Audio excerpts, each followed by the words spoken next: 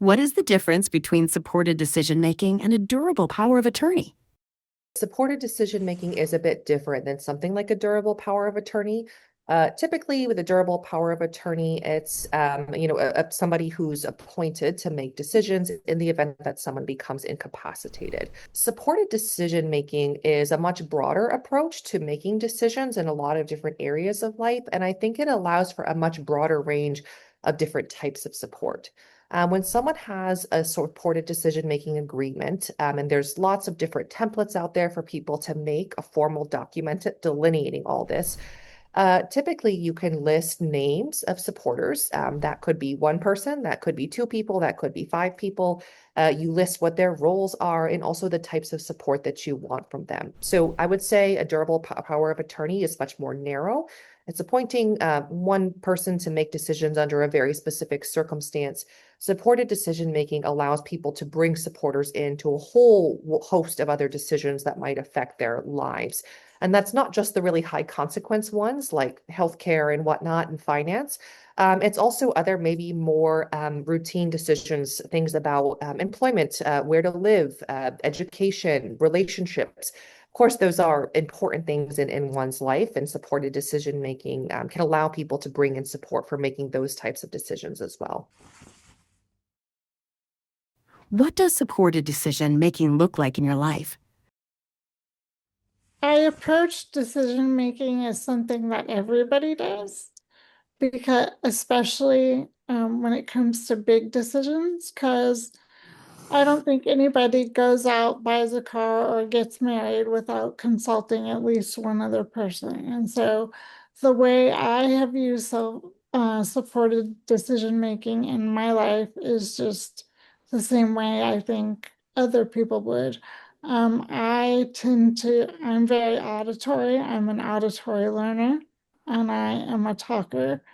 And I will tend to remember better something that you said to me than something that you write to me. And if I have to go fish through my email for it, forget it, because I'm not very good with technology either. So that's what tends to work for me. If it's a little deal, I'll ask, a girlfriend. If it's a bigger deal, I'll ask, some of my closer friends and possibly my parents to be involved or some other family members, my brothers, you know. Any big deal has to pass by my brothers, but that's a brother thing. So that's how I tend to do it in my own life.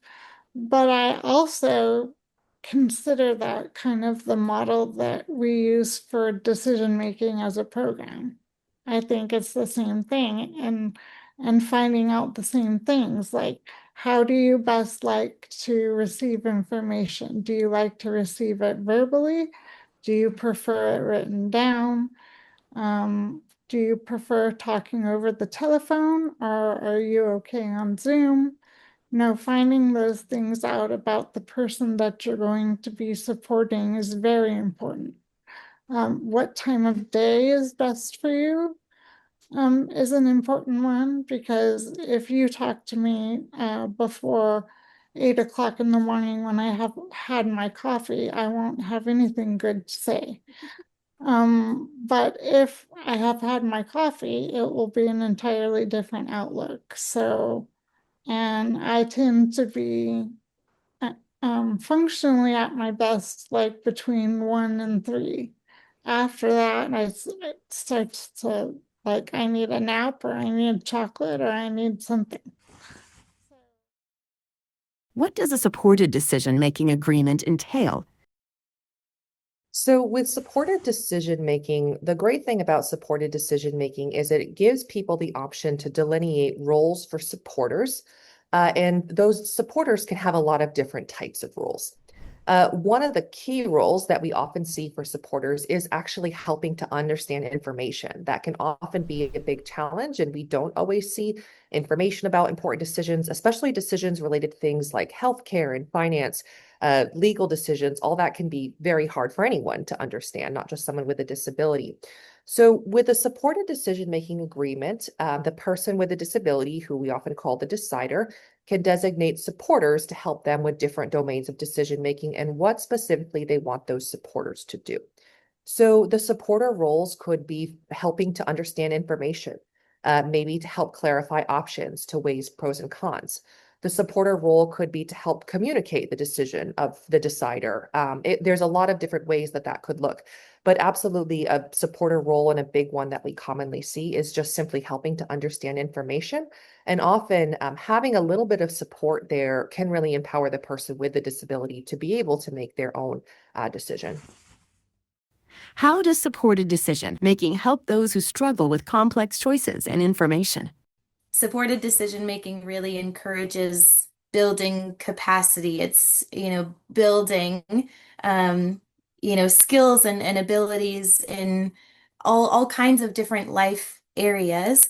And I think, the neat thing is that we all, as human beings, build capacity, and, for so many different things, building capacity around cooking, or around driving, or making decisions about education. And so it's a human skill, and so I think that supported decision making honors that's a way that we can become thoughtful decision makers, are to practice making decisions and have experiences and opportunities. If I can learn about what is this decision? What are all of my options here? What are the risks and the benefits? Am I able to ask questions? Who can I lean on for support? Am I able to, make mistakes? Then I can, start to build capacity and start to, understand and recognize and become more thoughtful in my decision, because it's incredibly hard, I think, to build capacity, to build our skills, to build our abilities around certain decisions if we don't have the opportunity to experience it and to try try new things and to make mistakes around that decision. So I think supported decision making really does, it really just formalizes how we all make decisions. When should parents start using supported decision making? Oh, that's a great question. As early as possible. I think that, no matter the age of someone, we can all learn to build capacity, and we can learn, decision making. Decision making is a human skill, and it's something that we're not born, being thoughtful decision makers. It takes intention and practice and time and support and mistakes and trying new things, having the ability to make choices, to be offered choices, to have conversations, or to have opportunities to express interest, can be really powerful. And it can be, it can be really small decisions or big decisions too. As kids, it's, I can think of so many decisions all ages can make. What am I interested in wearing today? What are the clothes that I want to wear today? What kind of shoes am I interested in? What vegetables am I wanting for dinner? Who am I interested in playing with, or what kinds of relationships do I want to form? All of these opportunities around, making choices, having that ability to express my preferences can support my growth as a decision maker, and my building capacity around decision making. What are some tips for teaching decision making? When it comes to teaching folks how to make decisions, young adults who might be increasingly independent, I think it's helpful to start with low stakes decisions and learning sort of the process of decision making, the process of identifying options, maybe considering consequences of different options, making a choice, evaluating outcomes. That typical decision-making process that we all use, I think it's helpful to practice that with low stakes decisions, not high stakes one. And then, of course, those can gradually increase in complexity. I think role playing can often be really helpful. Sometimes using real life scenarios can be helpful and helping people practice what it looks like to look at a range of options and think about the consequences of each.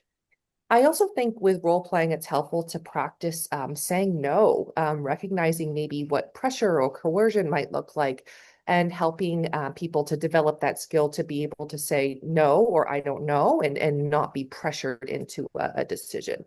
But yeah, practicing, I think, is a big piece of it, and helping them understand what that decision-making process looks like. I think that's a really good place to start. Are there tools to help others understand the supported decision-making process? And that's where I find the one-page profiles to be very helpful. It has 3 different parts. It has what people like and admire about me, what's important to me, and what's important to me is kind of like my morning cup of coffee and my cat and my pants. And what's important for me is like my wheelchair and my medication and my tickets that I have for Easy Lift. So important, and that's kind of what important for and important to are, and they're on there on the one-page profile. And then the last section is how to support me, how to Right. best support me.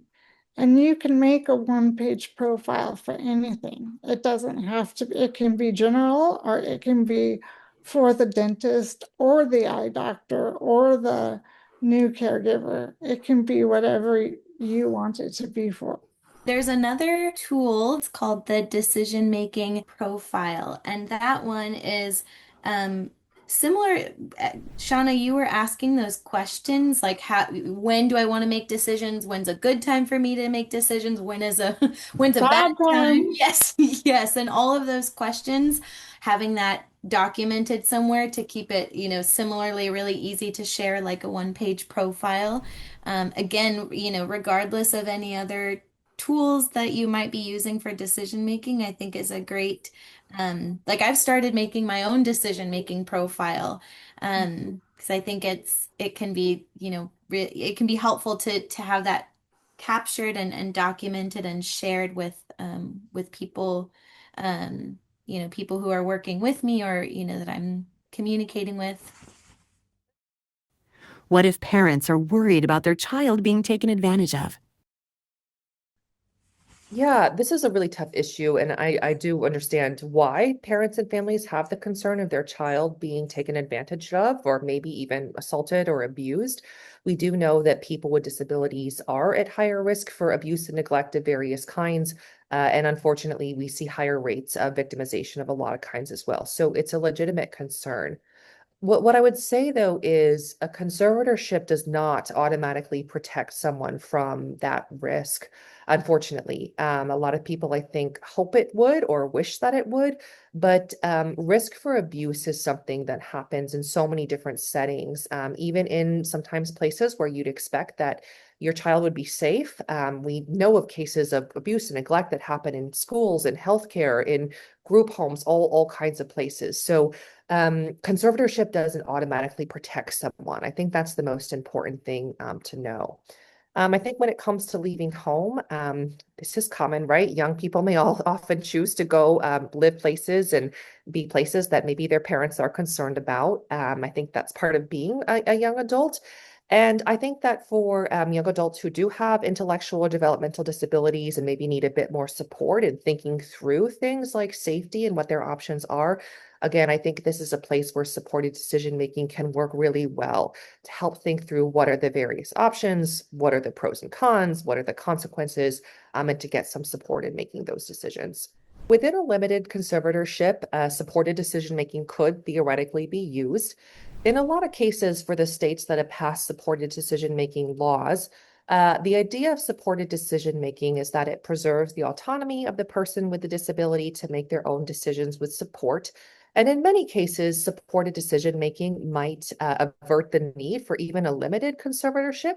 But yes, if someone is already in a limited conservatorship arrangement, absolutely supported decision making could still be used to try to enhance that person's autonomy and their ability to make decisions in other domains. Is there a particular area that is most important to have autonomy over in your life? I'm not sure how to put it into words, but I'll give it a try. Everyone should have a right to choose who takes care of them with their most intimate needs, like going to the bathroom and wiping themselves or having their diapers changed or whatever needs to be changed. I think people need to have a say in that. Now, that's not necessarily the person that helps you put your clothes on, but I'm talking about, the most intimate of care.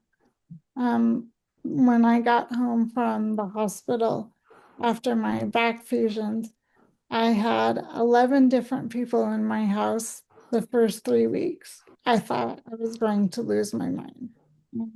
I had to call the agency and say, I need some consistency here because I'm starting not to feel human because every day someone new is helping me with the most intimate of care. And every day I'm having to tell that person how to do it and how not to do it. It's hard to pick one. It really is hard to pick one. But if I had to at this time in my life, that would be it. What does the future hold for supported decision making? I think at the end of the day, like I've talked about a few times, we have a lot of work to do on the provider side and the professional side to make sure that providers are ready to recognize and respond to supported decision making and to respect these agreements.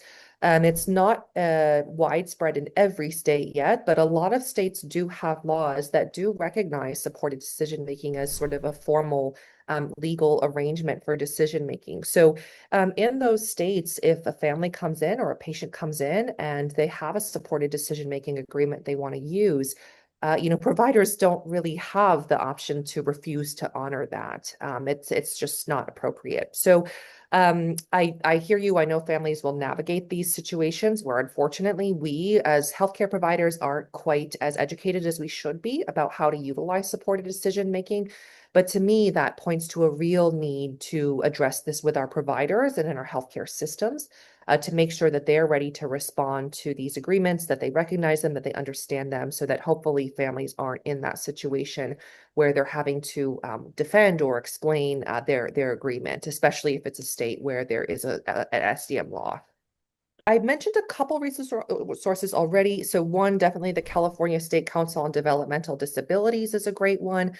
And then the National Resource Center for Supported Decision Making is another. And I recommend that one just because they do have this national lens and they really look at each state individually. And even if you're in a state that doesn't necessarily have a supported decision making law, they still have information and resources that are helpful. So those two, I think, are helpful. I think people can also look at disability advocacy, community organizations where they live. Sometimes regional centers can be a helpful resource. Again, I know in the professional side, some people are up to speed on this, others are not. But I think organizations in your community that support people with disabilities and advocate for their rights are often the sort of folks who would be up to speed on supported decision making and would know where to point families for more information and resources. It's exciting to see that there's increasing recognition of supported decision making. Again, from where I sit, we still have work to do on making sure that folks know what it is and that it's being honored and being used in practice. But it's exciting to see that it is growing in recognition, and I hope that we'll see more in the future.